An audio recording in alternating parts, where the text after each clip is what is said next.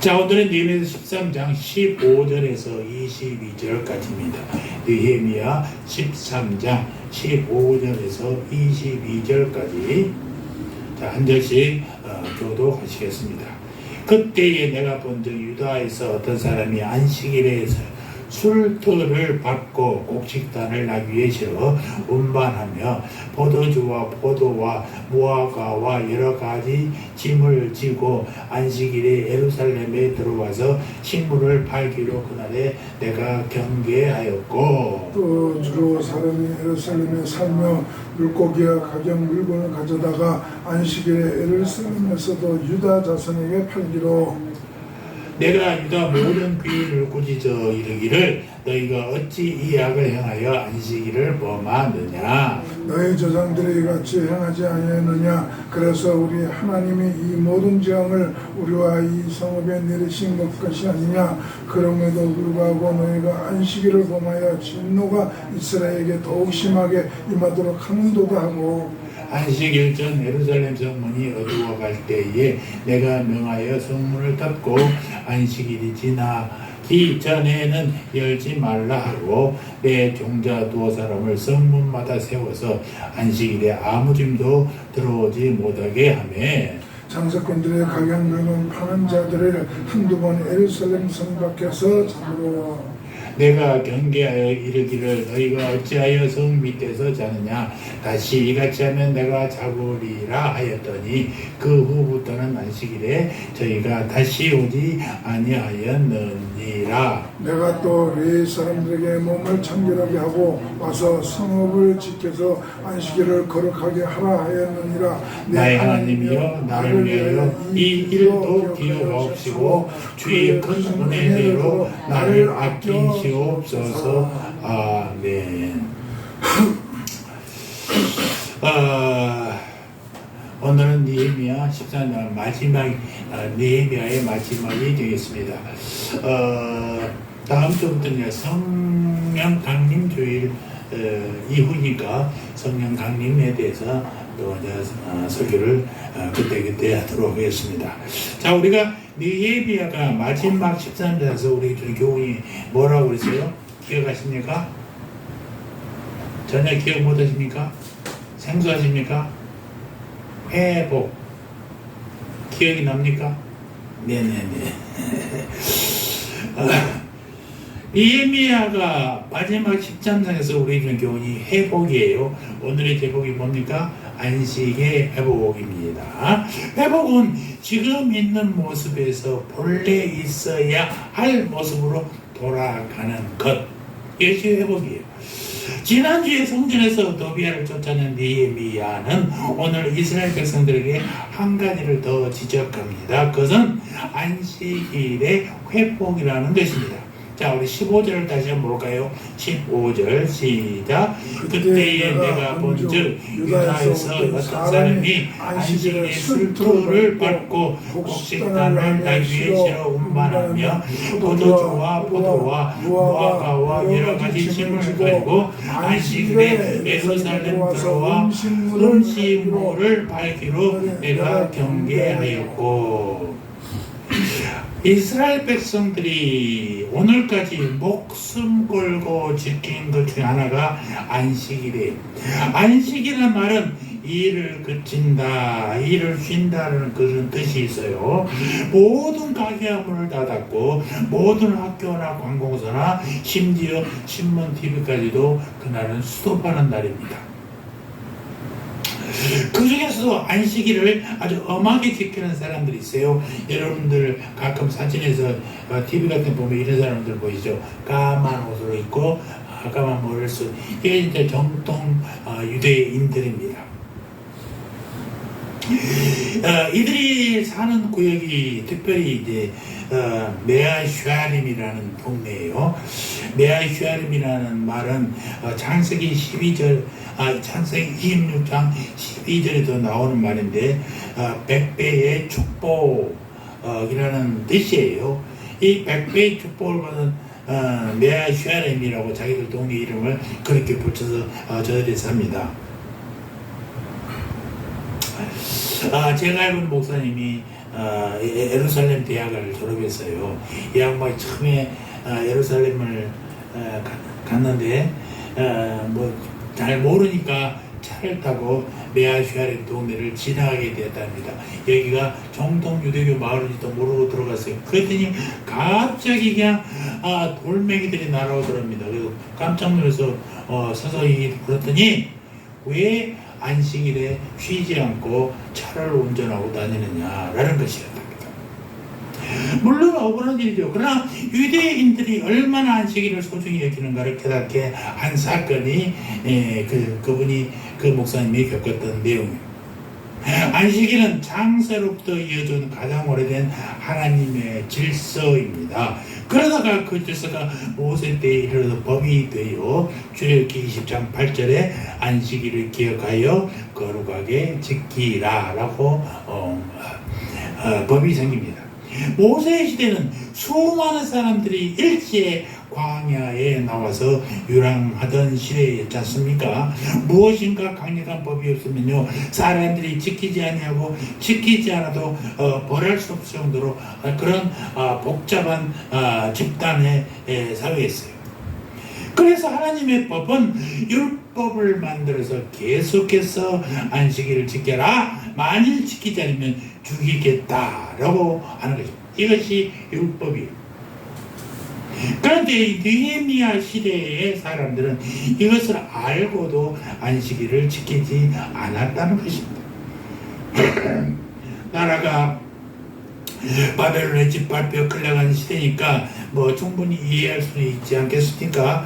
그러나 느헤미야가 돌아와서 성벽을 재건한 후에 영적인 삶을 살도록 결단한 백성들이 다시 안식일을 지키지 않는 것은 느헤미야로서는 상상할 수가 없는 것이었지요. 그들은 이미 10장에서 도장을 찍으며 우리가 하나님의 말씀대로 살겠습니다. 우리가 안식일을 지키면서 살겠습니다라고 결단했지 않습니까? 약속했지 않습니까? 엊그제까지 이렇게 다짐하고도 다시 안식일을 범하는 사람들, 그 사람들을 보고 느헤미야는 얼마나 속이 탔겠느냐라는 것입니다. 그래서 그들을 엄히 꾸짖었습니다. 느헤미야 13장 17절입니다. 17절 다 같이 읽읍시다. 시작. 내가 유다의 모든 귀인들을 꾸짖어 그들에게 이르기를 너희가 어찌 이 약을 향하여 안식일을 범하느냐. 느헤미야가 이렇게 안식일을 지키지 않는 유대인들을 꾸짖었지만은 사실 안식일을 지키는 것은요 하나님이 아니라 인간이에요. 안식일을 지키는 것이라겠다. 안식일을 지켜서 좋은 것은요 하나님이 좋은 게 아니라 인간이 좋단 말입니다. 인간은 전혀 쉬지 않고 일만 하게 되지 않아요. 하나님이 그렇게 만들지는 않았어요. 우리 보면은 일정한 주기가 있어요.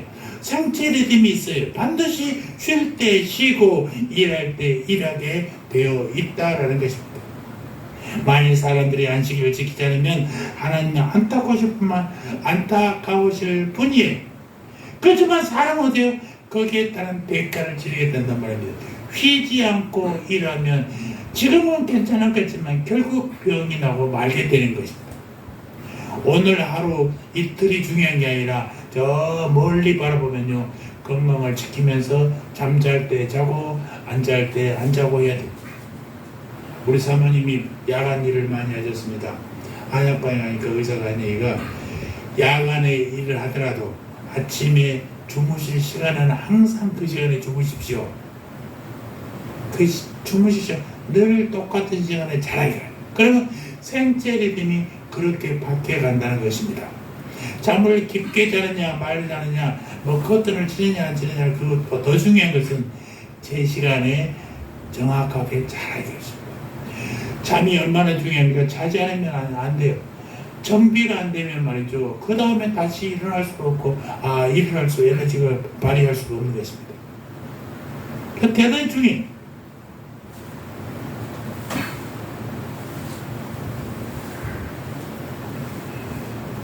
모든 육신의 질병과 마음의 고통과 생활의 속박이 이 안식일을 지키지 아니하고 몸을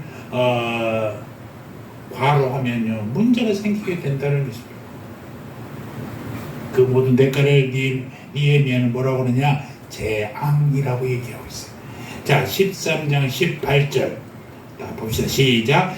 너희 조상들이 이같이 행하지 아니하였느냐? 그래서 우리 하나님이 이 모든 재앙을 우리와 이 성읍에 내리신 것이 아니냐? 주의를 어기고 더 하루 더 일하면 더 빨리 성공하고 더 많이 벌 것 같지만 그렇지 않다는 거예요. 몸에 무리가 오게 되는 것입니다. 쉬지를 못하니까 마음이 무겁고 얼굴도 부어집니다. 얼굴이 어두워지면 사람을 만날 때 불쾌감을 주는 것입니다. 그럼 손님이 떨어져요. 오지를 않아요. 얼굴이 무거워지고 피곤해지고 인상을 쓰시고 하면요, 그런 데는 다 이유가 있다는 것이죠. 안식일이 능력이요 주일 성수의 능력은 하루 안 나온다고 금방 잘못되진 않아요. 한 주 더 나온다고 금방 잘 되는 것도 아니에요. 그러나 계속적으로 안식일을 범하면, 지속적으로 주일을 성수하지 아니하면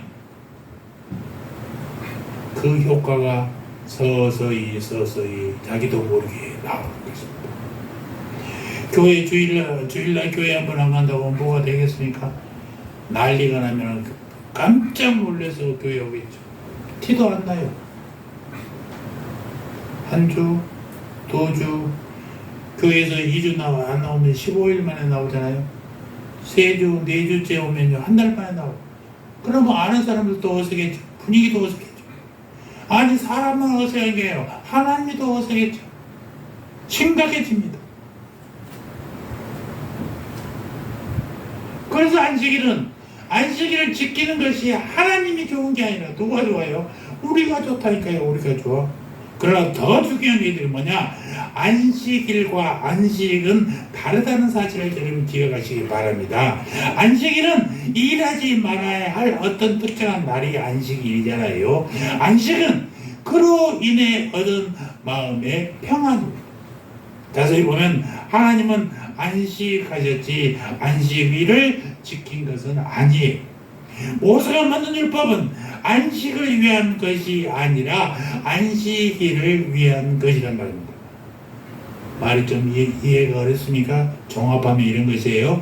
하나님은 안식하셨고 창조의 질서를 다 만들어 놓고 안식하셨고, 모세는 율법을 통해서 안식일을 만들었어요.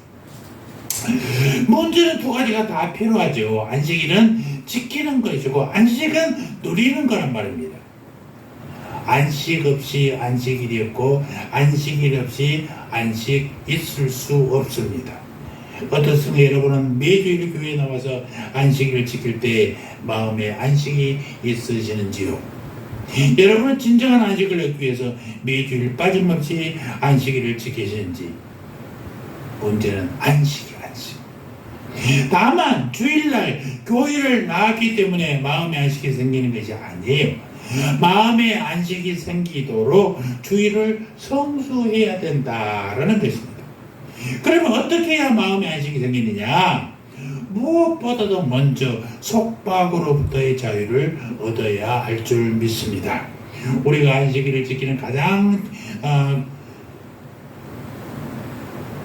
중요한 이유는 마음의 속박으로부터 자유를 얻는 것입니다. 안식은 다만 안식하지 않는 날이 아니라 기뻐하는 날이다라는 것입니다. 왜 기뻐합니까? 무엇인가로부터 풀리고 자유를 얻었기 때문에 그렇습니다. 우리가 주일날 교회를 향하여 발걸음을 옮기는 순간 우리는 풀리기 전 뭐가 풀려요? 먼저 일로부터 육체가 풀려. 이게 쉬는 것이잖아요. 주일은 이 일로부터 풀려서 안식을 얻는 날입니다. 안식일은 우리가 일에서 손을 떼면서 우리의 감정의 압박으로부터 풀리는 날입니다. 청년 때 그런 생각을 많이 했어요. 주일날 일주일 내내 직장에서 일하고 주일날은 아침 9시부터 저녁 7시 끝나고 집에 오면 9시까지 하루 종일 교회에서 시간을 보내면서 무슨 안식이 있을 건데 일과 교회 일은 전혀 달라요. 일은 우리가 사역 위해서 존재하지만 교회 일은 주님을 위해서 사는 하루 종일 헌사 우리가 봉사하는 충성하는 그런 날이기 때문에 전혀 다르죠. 두 번째 주일은 또한 우리로 하여금 잘못된 정보로부터 안식을 얻게 하는 날입니다. 우리는 원하든지 원하지 않든지 텔레비를 틀어놓습니다. 특히 혼자 있는 사람은요, 텔레비를 그냥 아무 이유 없이 틀어놔요. 텔레비 프로를 보려고 하는 게 아니라 집안에 뭔가 사람이 소리가 나는 게죠. 요즘에 젊은이들은 라디오를 틀어놓고 공부하지 않습니까? 저도 혼자 있는 시간이 많아가지고 늘 텔레비를 틀어놓고 설교도 작성하고 그래요. 컴퓨터에서 텔레비도 볼 수 있고 그러니까요. 동시에 막 하는 거죠.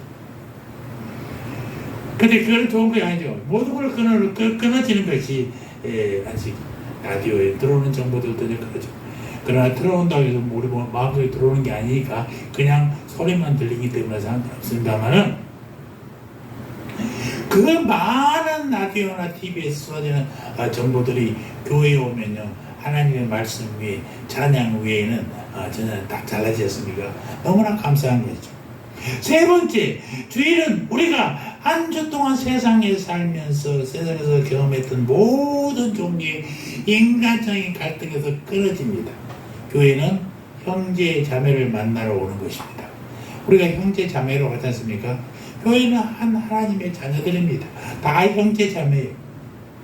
그러니까 인간적인 갈등에 사로잡힐 일이 없어요. 세상에서는 목숨 걸 만큼 중요한 줄 알았던, 그런데 하나님 앞에서 보니까 별로 중요한 것도 아니에요. 하나님의 성령 안에서 우리 마음속에 임하면, 하나님의 성령이 우리 마음속에 임하면 우리는 큰 마음에 대해서 갈등은 더 작게 보이고 사람은 귀중하게 보이는 것입니다. 불쌍한 마음도 들고 용서할 마음도 들고, 그래서 모든 갈등이 풀어지는 것이죠. 이것이 교제의 좋은 효과예요. 어떤 교회를 갔더니 참 은혜롭게 설교도 하고 성령 충만하는데 예배 후만 되면 성도들과 얘기를 못하게 이거는 진정한 하나님의 나라가 아니에요. 하나님의 말씀 안에서 은혜 받았으면 사람과의 충분히 나누는 것, 이게 믿음의 사람들이 해야 될 일인 것입니다. 여러분, 교회에서 사람들과 교제를 잘하는 거 이거 얼마나 중요한지 모릅니다. 저희 모임에서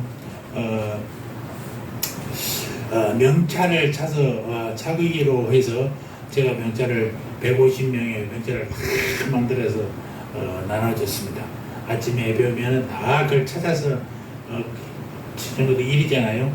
꽂아주는 것도 한 사람도 싫어하는 사람이 없어요. 다 자기 자신을 나타내길 바래. 그러면 60이나 70이나 거의 다 나이가 비슷하니까 얼굴도 비슷해. 저 양반인데 선배인지 후배인지도 몰라. 근데 명찰을 탁 차고 있으면 저 양반이 내 후배인지 알았더니 선배네. 저 친구는 후배 머리가 하얘서 선배인지 알았더니 나보다 까맣던 후배네. 그래서 교제를 하게 되더라고요. 그래서 한마디 더 하게 되고 친근하게 대하고 오고 와서 너무나 감사하더라. 교회는 믿음의 사람들이 모이는 곳은 이렇게 인간적인 갈등으로 풀리는 날이 된단 말입니다. 안식은 속박으로부터의 풀리는 날이에요. 안식일에 역사적 풀이는 출애굽이잖아요. 애굽에서 종살이하던 이스라엘 백성들이 자유를 얻었어요. 비록 광야에서 먹을 양식은 없고 마실 물은 없었으나 자유는 있었어요. 그때 제정한 것이 안식일이었어요. 신명기 5장 15절에 이런 말씀이 있습니다. 너는 기억하라. 내가 애굽 땅에서 종이 되었더니 네 하나님 여호와가 강한 손과 편팔로 거기서 너를 인도하여 내었나니 그러므로 네 하나님 여호와가 네게 명령하여 안식일을 지키라 하였느니라. 안식일은 누가 지정했어요? 하나님이 지정했어요. 속박으로부터 풀리는 날 안식일. 또 안식일은 해방이에요. 마치 애굽에 살던 이스라엘 백성들이 자유를 얻어서 광야로 나온 것과 같단 말입니다. 안식은 영적인 출애굽이요, 애굽에서 튀어나온 것. 우리 여러분들도 영적인 출애굽에 애굽에서 튀어나오시기를 바랍니다. 안식은 속박으로부터 자유에 기억하라. 그러므로 지키라. 지키는 것만이 안식이 아니에요. 먼저 기억해야 된다라는 것입니다. 자유를 주신 하나님의 은혜를 기억하는 것이 중요합니다. 오늘날도 교회에 올 때마다 모든 것이 풀리는 역사가 있기를 주의 이름으로 축원합니다. 하나님이 풀기 위해서 안식을 주셨기 때문에 그렇습니다. 무거운 육체적 피로가 여러분 이 예배를 통해서 풀리시기를 바랍니다. 일의 종합감과 스트레스도 예배를 통해서 풀리시기를 바랍니다. 굳어진 마음과 억눌린 감정들이 사랑하는 성도들을 만남으로써 교제함으로 풀리시기를 주의 이름으로 축원합니다. 긴장도 풀리고 갈등도 풀리고 해결되지 못한 문제도 풀어지기를 주의 이름으로 축원합니다. 또 안식은 속박으로부터의 자유입니다.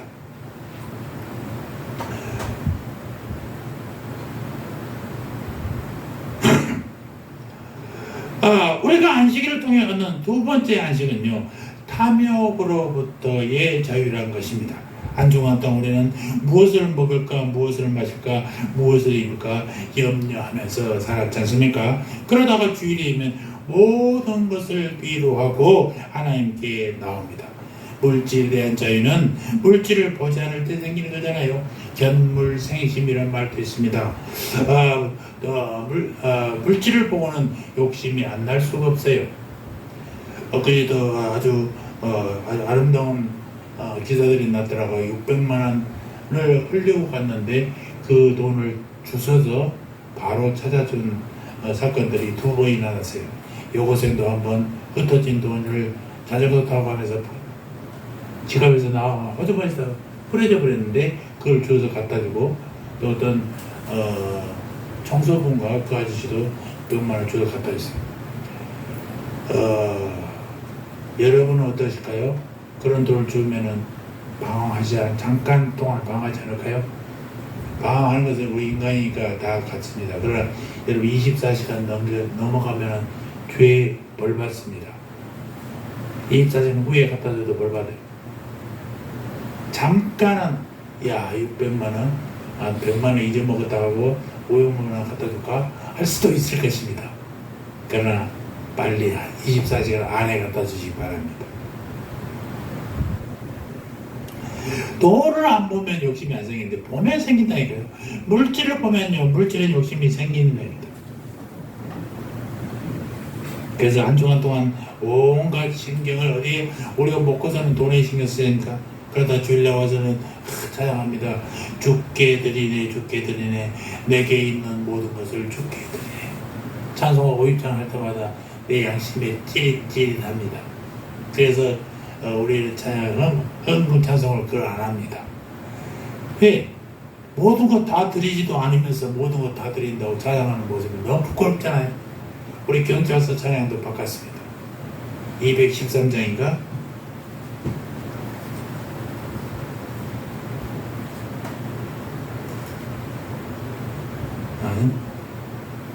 장소를 잘 모르겠습니다만 하여튼 찬송 헌금송을 바꿨습니다. 이 50장 말이죠. 할 때마다 내 마음에 그래요. 내게 있는 모든 것을 주께 드린다는 표현이 너무나 가슴이 아파요. 내가 너무 가시적인 것 같았어요. 여러분, 그러나 마음을 비우는 순간 욕심으로부터 자유가 일어난다는 사실도 기억하시기 바랍니다. 성경의 안식일에 가장 하지 말아야 할 것 중에 하나가 뭐냐? 일하지 말라잖아요. 왜 안식일에 일하지 말라고 했느냐? 하나님이 안식일에 일하지 말라고 하신 것은 하나님이 먹이시고 입히시기 때문입니다. 아멘. 아멘. 우리가 일을 해서 소득을 얻으면 우리는 소득에 대한 주인의식 갖게 돼요.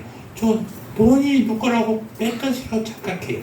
이것은 내가 일해서 벌었어, 이건 내 거야 라고 한단 말입니다. 그런데 일을 하지 않았는데도 소득이 생기면 은혜의식이 생기는 것입니다. 아, 일하지 않았는데도 하나님이 주셨구나, 감사하다. 그래서 일을 놓아보는 경험을 자주 해야 물질의 주인이 하나님임을 알게 된다는 것입니다. 경찰서에 어떤 집사님이 저한테 얘기해요. 그럼도 택시 운전하시는 분인데 집사님이 노령연금을 30몇만 원을 받잖아요. 나이 65세가 되면 11조를 해야 됩니까? 말해야 됩니까? 그러더라고요. 여러분은 어떻게 생각해요? 연금은 나 공짜로 얻은 건데 내가 일한 것도 아닌데 왜 11조를 해? 하는 사람이 있을지 모르겠습니다만 당연히 해야 되는 것입니다. 누가 주셨어요? 하나님이 주신 거예요. 내 삶에 내 호점에 들어온 돈들은요 다 하는 거예요. 용돈을 받아도 11조를 하잖아요. 제가 존경하는 목사님은요 꼭 피아노 반주하는 애한테 불러가지고 5만원짜리 주면서 11조 5천원을 꼭 얘기합니다. 11조 5천원 그냥 꼭 하라 이 말이에요. 그래서 하나님이 주셨구나, 하나님의 모두 주신 것들은 하나님께 나의 믿음의 표현으로 11조를 하는 것입니다. 오늘 말씀에도 느헤미야는 안식일날 성 안으로 물건을 가지고 들어와서 물건을 사고 파는 사람들을 금했다라는 얘기를 하고 있습니다. 15절에도 19절에도 사람들은 무거운 짐을 지고 안식일날 성 안으로 들어왔습니까? 물건을 파는 사람은 팔아야 먹고 살고 사는 사람은 사야 먹고 사니까 살 것입니다. 그러나 더 시급하게 알아야 할 것은 하나님이 이미 그들을 먹이시고 입히셨다라는 사실입니다.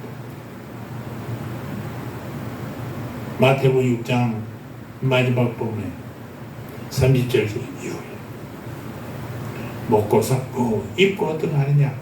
하나님이 얘기하지 않습니까? 새들을 봐라, 들에 있는 풀을 봐라. 아무것도 안 해도 다 하지 않느냐? 내가 한다. 저것들도 내가 해주는데 너희들 알아할 것이냐? 너희들이 해야 할 것은 하나님의 나라와 의를 구하는 일이다. 이게 기도예요.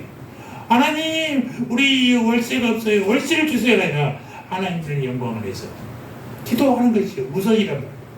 하나님의 마음에 합한 자가 되어야 하나님의 결과를 얻을 수 있어요. 내가 목소리 크고 크게 해서 하나님께 보채 하나님 주시는 게 아니라니까요. 여러분 그 정확히 하셔야 돼요. 목소리 크게 주여 불러야 은혜가 되는 게 아니. 주님이 기먹으립니까? 주여, 주님 막 불리기만 해도 주님만 우리 마음을 하시고.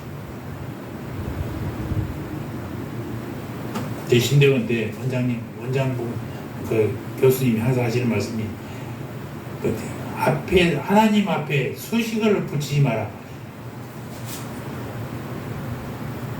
천지를 창조하시고 만물의 주제가 되시며 전지전능하시고 하시는 우리 하나님 아버지, 그렇게 하나도 하나님 원래 전능하시고 천지를 지으신 분이야. 그런 말 빼고 하란 말 하나님. 그래서 할렐루야 하나님 아버지 그 얘기만 하라. 그래도 충분하다. 쓸데없는 얘기 때 말하는 거지.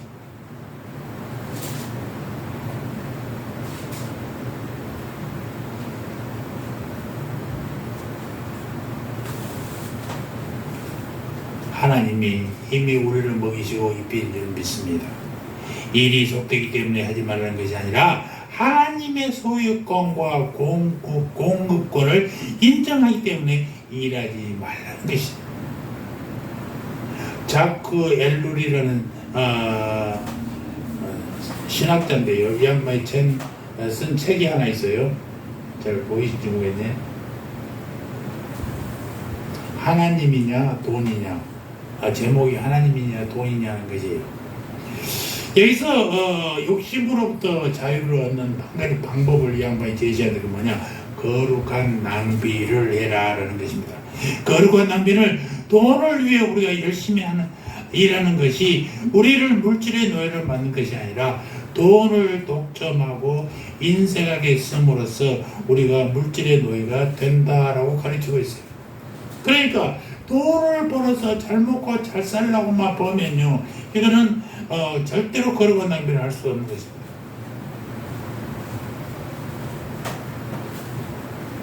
돈이 생기는 뭐 욕심이 생겨요. 정치인들이 돈 많은 사람들도 돈을 받아요. 돈이 없어서 돈을 받는 게 아니에요. 자기의 위치를, 자기를 인정해주는 그런 것 때문에 돈을 받는다니까요.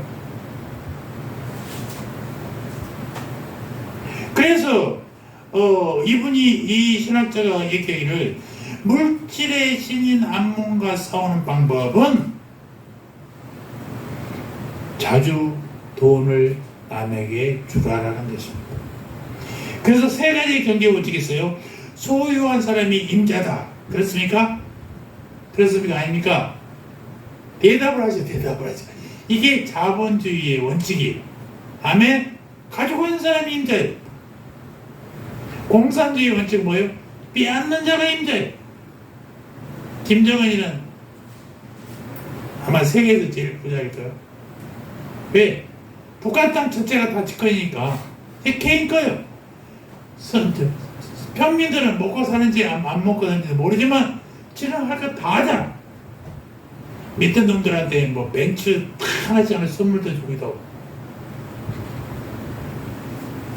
그러나 하나님의 경제 원칙은 필요한 자가 임자다입니다. 아멘. 그 원칙에 따라 초대교회는 부지런히 나눴어. 집에 있는 거 다 가지고 와서 나눴어. 사도행전 2장 45절에 또 재산과 소유를 팔아 각 사람의 필요를 따라 나눠주고, 교회에다가 바치면 교회는 어려운 사람들이 다 나라에서 함께 살도록, 같이 살도록 했단 말입니다. 여러분, 소유자와 보관자는 달라요. 소유자는 하나님이고 우리는 보관한 사람들 뿐이에요. 하나님이 누군가 필요한 사람이 생겨서 그에게 주라 할 때까지는 우리는 그냥 보관하고 있는 거예요. 필요한 사람이 있으면 나누어 주는 것입니다. 그래서 엄밀히 말하면 11조를 잘 드리면 물질에 대한 욕심으로부터 벗어나게 되는 것입니다. 왜? 내가 11조를 잘 드릴 행위가 중요한 게 아니라 그 행위는 어떤 거라고요? 아, 하나님이 내게 물질을 주셨구나. 내가 하나님의 약속하신 10의 1조는 하나님의 것임을 인정하고 드리는 그런 행위 때문에 그런 것입니다.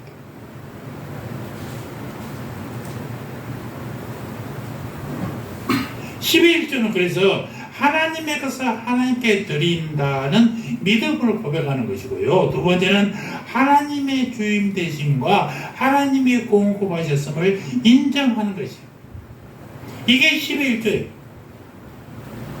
그래서 11조를 잘하면 하나님 것과 내 것을 구분하기 때문에 쓸데없는 내 욕심으로부터 자유를 얻을 수가 있는 것입니다. 요즘에 목사님들이 욕을 좀 먹어요. 은퇴하면서 몇십억을 가져갔네, 아파트를 받아갔네, 차를 받아갔네, 막 그렇습니다. 그런 사람들이 얼마나 있겠어요? 10분의 1도 안 돼요. 이만 교회에서 몇명 그냥 몇 명.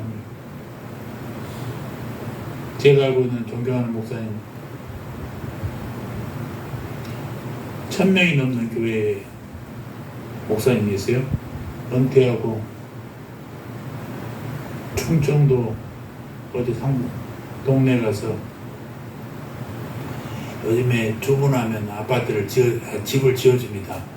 그러니까 딱 공장에서 지어가지고 조각 내가지고 가서 딱딱딱 붙여갖고 집을 짓는 거 있어요. 조립주택. 그 조립주택에서 사시래요.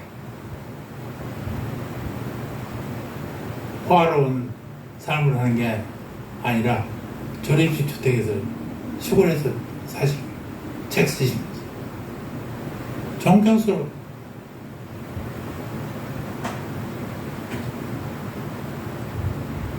여러분 11조를 하시는 분들은 바로 이렇게 하나님 것을 하나님 것이니까 드리는 것이고, 하나님이 물질의 주인이다, 또 하나님 주인이다라는 걸 고백하는 것이 됩니다. 그래서 하나님은 그 11조는 바로 탐욕의 해독제가 되는 것이요 가난한 자들을 위한 긍휼을 고백하는 물질이 된다는 사실입니다. 하나님 그들에게 주기 위해서 나에게 물질을 맡겨 놓으셨구나 라고 인정하는 거예요. 여러분 주일마다 물질로부터 자유케 되기를 주의 이름으로 축원합니다. 마지막으로 여러분 찰나로부터 자유를 얻습니다. 안식일을 통해 우리가 얻는 마지막 안식은 찰나로부터 영원으로 가는 안식이에요. 우리는 한 주간을 세상에서 살다가 주일날 교회에 옵니다. 교회에 올 때 우리는 넓은 세상에 살다가 좁은 예배당으로 온다고 생각합니다만 사실은 반대예요. 우리는 좁은 세상에 살다가 넓은 세상으로 온 것이란 말입니다. 왜 그러냐? 우리가 사는 세상은 보이는 세상만 있는 것이 아니에요. 보이는 세상도 있지만 보이지 않는 세상도 있다라는 것입니다. 자연의 아름다움은 보이는 산과 나무와 숲이 있는 것이 아니에요. 그것을 지으신 분을 함께 보아야 자연은 아름다운 것입니다. 그 야외 예배 가는 것도 저는 적극적으로 권장합니다. 산에 가서 경치만 보는 게 아니라 이 아름다운 피조물을 만드신 하나님을 찬양하는 것. 자연의 아름다움은 이런 것이.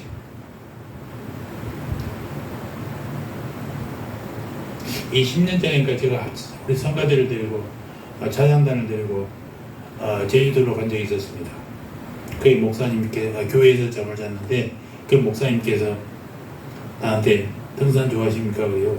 뭐 별로 좋아하지는 않지만 싫어하지는 않습니다. 그랬더니 내일 아침에 저랑 한번 가요 그러더라고요. 그래서 따라갔더니 차를 타고 한참 올라가서 제주도에 오름이라는 거 있잖아요. 화산 폭발의 구멍, 조그만 산들 오름으로 올라갑니다. 길도 없는데 아침에 풀이 고정한 산을 올라가는데요. 이 아침 이슬에 바지가 다 젖어요. 근데 오름의 꼭대기에 올라가는데 너무나 아름다워요. 뭐 그 오름이 멋있는 게 아니라 오름에 있는 풀소리 아침에 바람이 부니까요 살랑살랑 숨을 쉬는데 너무나 감상해. 찬양이 절로 나오고 참 아름다워라 주님의 세계. 그래서 그 다음날 아침에 우리 찬양대원들을 다 깨웠어요. 남녀를 다 깨워서 함께 가서 거기서 예배를 드렸습니다. 너무 아름다워.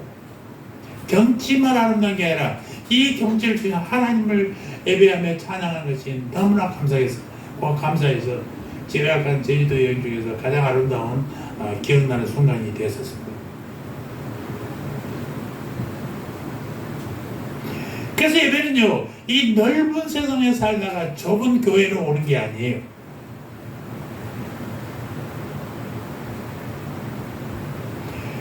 세상이라는 한 가지를 보고 있다가 이제 교회라는 하나님의 나라라는 그것을 보러 오는 것이란 말입니다. 예배를 통해서 우리가 보는 것은 자연 자체가 아니라 자연과 그를 창조하신 하나님을 보는 겁니다. 예배를 통해서 우리가 보는 것은 일 자체가 아니라 일을 주신 공급자 하나님이라는 것입니다. 안식일에 우리가 하나님께 나와 예배할 때 땅만 바르고 살았던 우리가 안식일에 땅과 함께 예배의 자리로 나오는 것입니다. 그래서 하늘을 보면서 희망을 갖게 되는 것이죠. 찰나에 살고 순간을 살던 우리가 하나님께 나와서 예배하면 찰나 뒤에 영원히 있고 순간 뒤에 영생이 있음을 알게 된다라는 것입니다.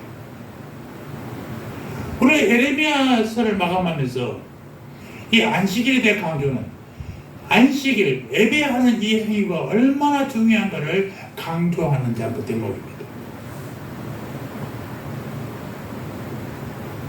우리가 주일날 교회에 나온다고 해서 세상 사람들보다 더 많은 것을 가진 건 아니에요. 그러나 없는 것보다 있는 것이 더 큽니다. 우리가 예배를 통해 보는 세상은요 전혀 다른 세상이에요. 예배는 전혀 다른 세상으로 들어가는 영적인 관문, 이 관문을 가기 위해서 교회에 오는 것입니다.